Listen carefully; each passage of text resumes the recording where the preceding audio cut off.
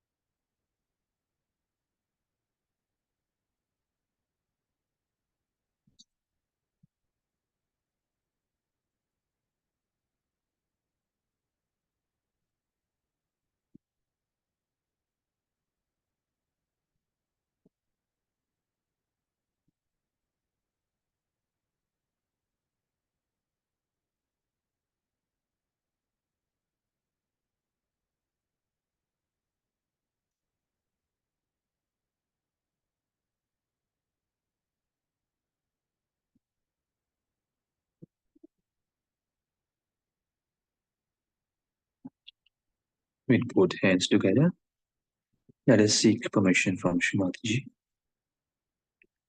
Shri Mataji, we have gathered here today for a collective meditation. Please grant us permission for this collective meditation. Please guide us through this meditation to grow our depth,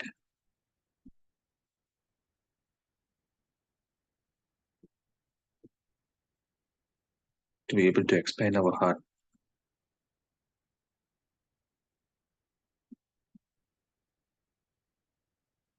and to strengthen the collectiveness, and together grow beyond thoughtless awareness state.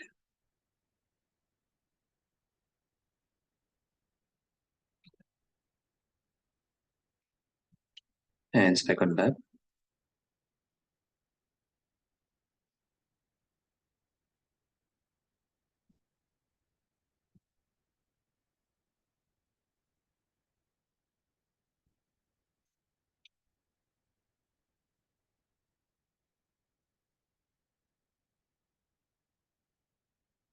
We'll recite Om 3 times. Take a few deep breaths first.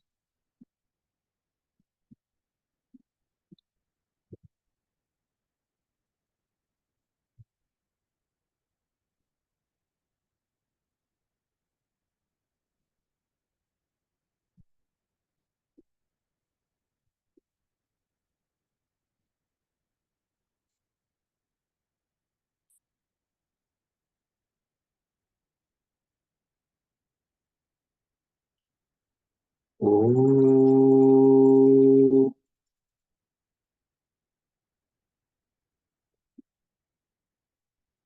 Om.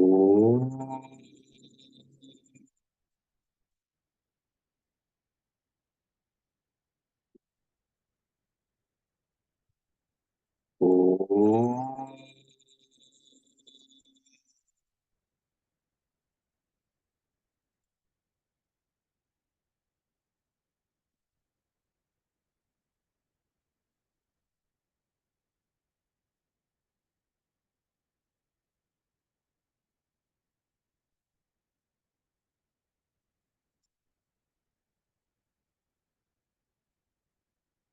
We'll recite Shri Nirmal Ganesha mantra once.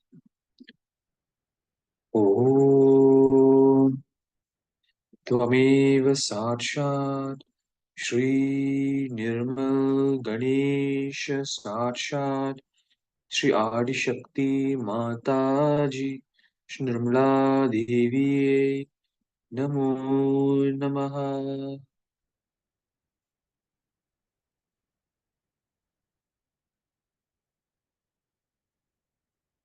Shri Ganesha, please help us to retain the innocence within us,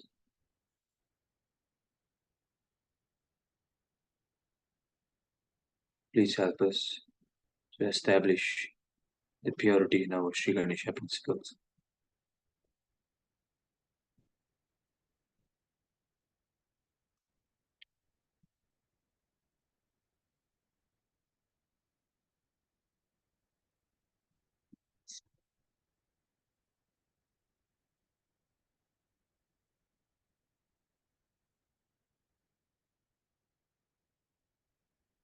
Recite the Mahamantra and go into meditation. Om Tvameva Sakshat Shri Mahalakshmi Mahasaraswati Mahakali Trigunaatmika Kundalini Sakshat Shri Adishakti Mataji Shri Nirmala Devi Namo Namaha. Om Tvameva Sakshat Shri Kalki Sakshat Shri Adishakti Mataji Shri Nirmala Devi Namo Namaha. Om Tvameva Sakshat Shri Kalki Sakshat Shri Sahasrara Swamini Moksha Pradaini Mataji Shri Nirmala Devi Namo Namaha.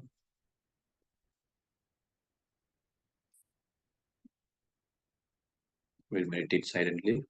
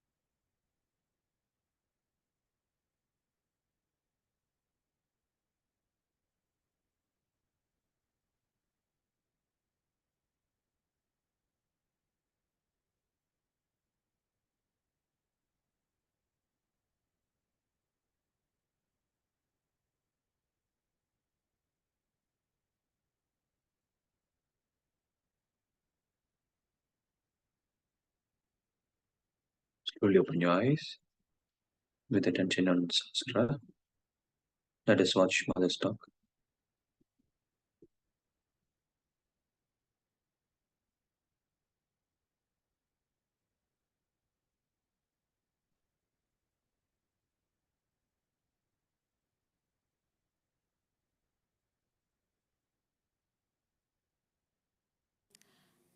Today we are here to celebrate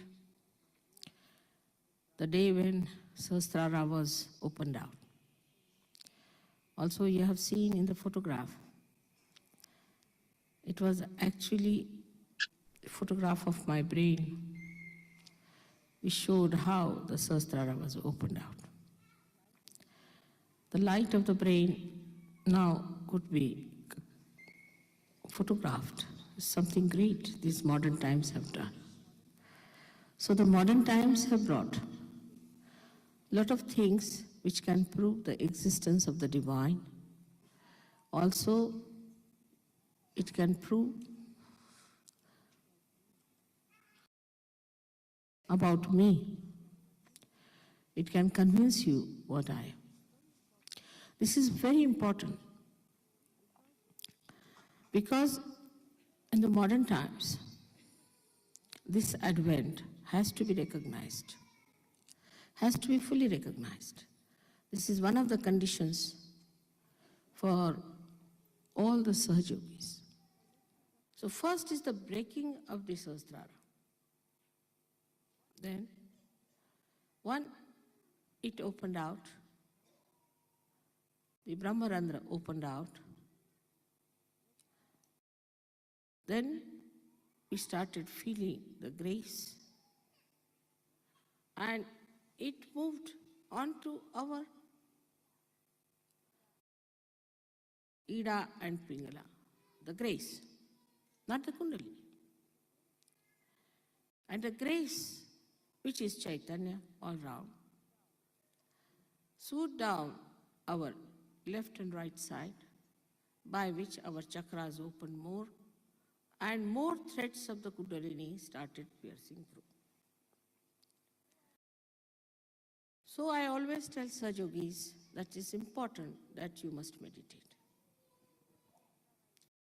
If your Sahasrara is all right, all your chakras will be all right. Because as you know that the pithas, or the controlling centers of all these chakras, are in the brain, around the limbic area. So if your Sahasrara is clear, everything works out in a very different way. How to keep the Sahasrara all right is the big problem always people ask me. You know that I reside in the Sahasrara.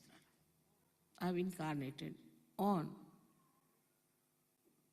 the lotus of 1,000 petals. That's why I could break it also. As I am today, as you see me, of course, they say Sahasrare Mahamaya. So this is the illusion which is all the time there for you, which is very elusive. It had to be that way because you could not have faced me otherwise with all the lights coming out of me, or the way you saw yesterday, Sahasrara, some sort of a abstract colors thrown on all sides and the lights thrown outside. Now this Sahasrara is to be looked after by you. It's the temple of your mother. When you say you put me in the heart, actually you put me in the Sahasrara. Because, as you know, the Brahmarandra here is the fontanelle bone area, has got the Pitha, the center, which controls the heart, which is the seat of the Sadashiva, or you can say of Shiva. So when you put me in the heart, actually you put me there. So to raise it from heart to there, or to bring it from there to the heart, is the problem of two types of people.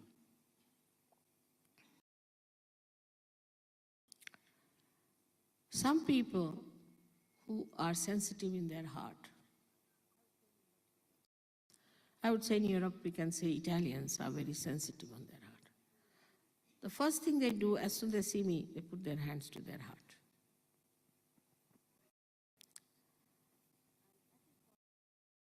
And that is what it is.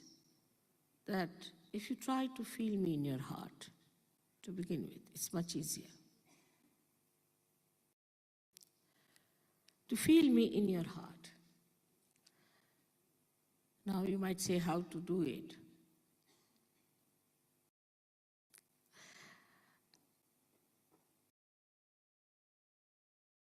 You have to love me as I love you. You have to love each one of yourself because you are all within me. And you cannot teach someone how to love. Love is within. And love manifests if just you open your heart. Now, what stops it? We should examine that. Firstly, the conditioning. In the West, see, to express your love is regarded sinful, actually. It takes them time to say, I love you. But I hate you, even a child would go on saying, I hate you, I hate you, I hate you. But to hate someone is sinful. To anyone, to hate is sinful. So to say that I hate you is a sinful act. So what one has to do is to say, go on saying, I love you.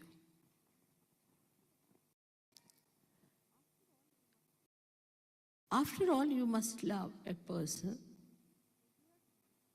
who is so dear to you.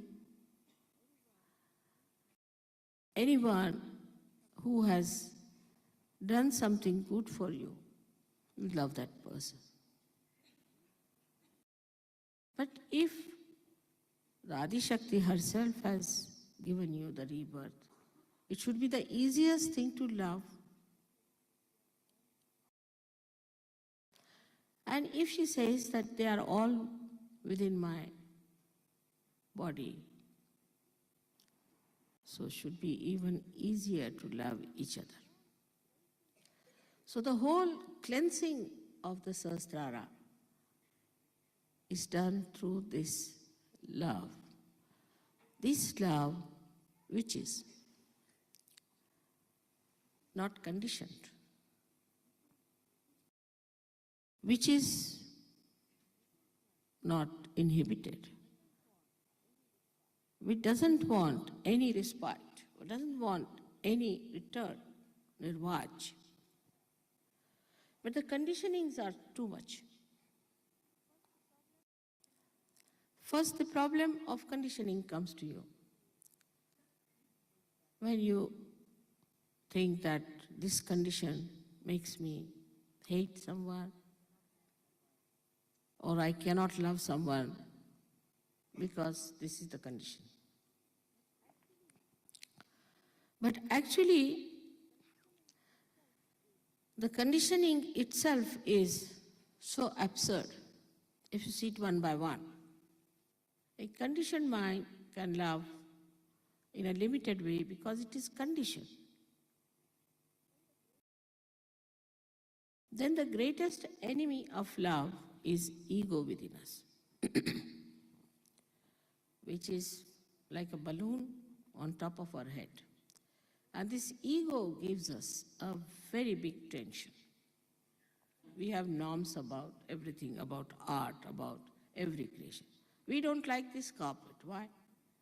Because it doesn't appeal to our intellectual understanding of the norms we have reached. And in that frame, it doesn't fit in, so we don't like it. Can you even create 1 inch of that?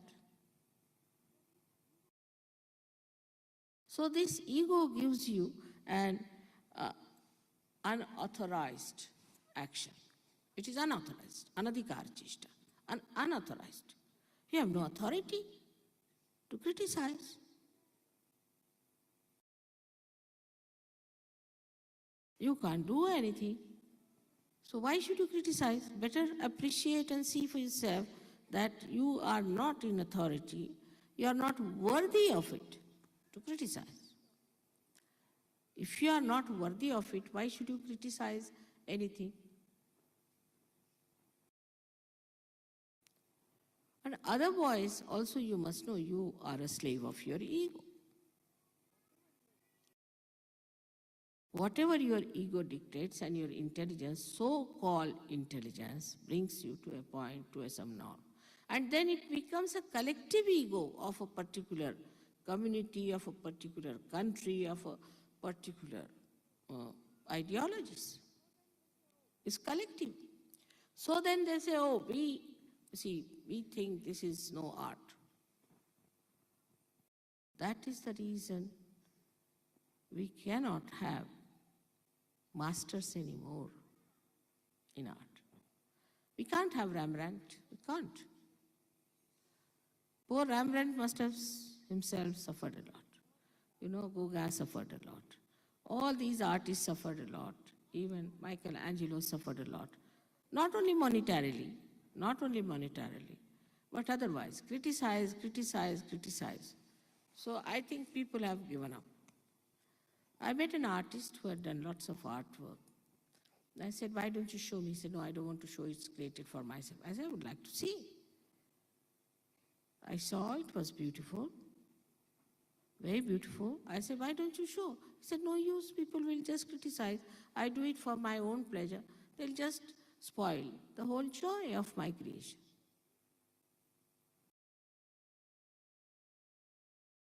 So one of the basic things we should avoid is to criticize others. Better to criticize yourself. Criticize yourself, criticize your brothers and sisters, criticize your country, criticize all the habits you have and laugh at yourself is the best way. If you know how to laugh at yourself, then you will not object or will not stand in the way of any creativity of another person. But you have to show complete patience and complete understanding, and you must talk like a person who loves.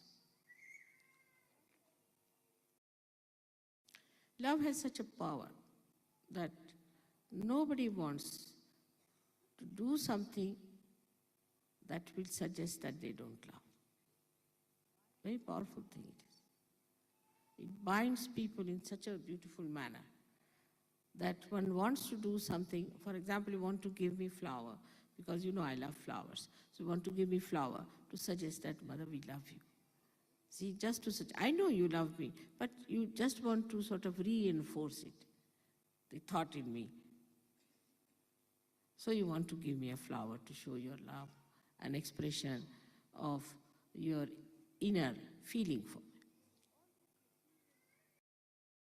So all these material things can be used to express your love. They can be very easily expressed in such a manner that another person knows what is love. But the whole power of Sahasrara is love. So, if you see that this brain has to love. Brain has to love. After now verifying the powers of Sahaja Yoga through your brain and intelligence, if you reach a point where you understand that no, it's no use analyzing, synthesizing, doing all these things. It's just love, a simple love. So the same Sahasrara which has been used before, this brain, for analyzing, for criticizing, for doing all kinds of nonsensical things, now wants to love and enjoy the love. And there is the culmination, where the brain just loves. That is the situation one has to reach. It just loves. It knows only love because it has seen the power of love. You reach a certain logical conclusion, and then you see the point, like Adi Shankara wrote so many things like Viveka Chudamani, this, that, and all those treatises, and then he said, no, nothing. He just writes the praise of the mother, finished.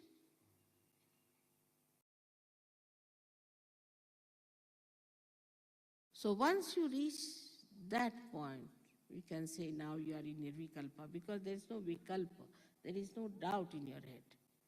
Because you love. In love, you don't doubt. No question. Only when you think, you doubt. But when you love, you don't doubt. You just love because you enjoy love. And that's why love is joy and joy is love. So after so many days, the Sahasrara has been opened out. We have to open out our Sahasrara again through our meditative processes, through understanding ourselves and others. Maybe logically reaching that point. There's no way out now. We have reached to the end of it now. The whole logic has ended up now. Jump in the ocean of love. Finished. Once you jump in the ocean of love, there's nothing to be done, just to be enjoyed. Every wave of it, every hue of it, every touch of it. That is what one has to learn by reasoning that Sahaja Yoga is nothing but is love. May God bless you.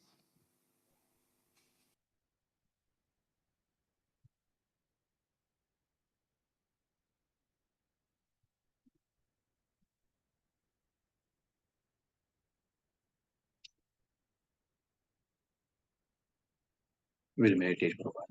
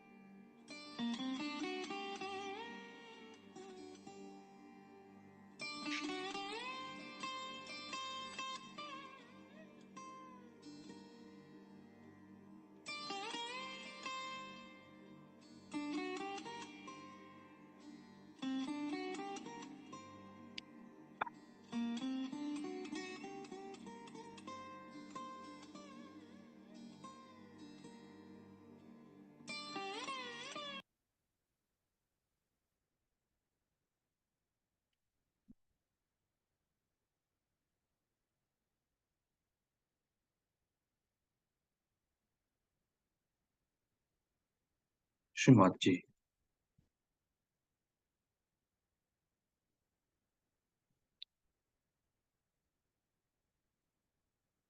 Thank you for bringing us together.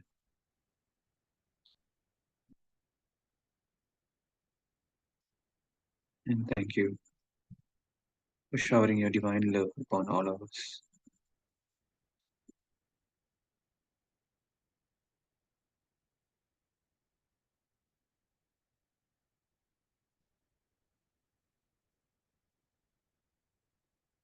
Thank you for helping us to correct ourselves,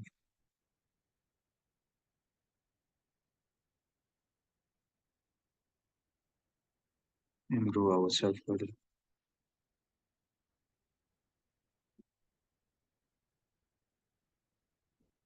Let us collectively raise our Kundalini and take our bandhan.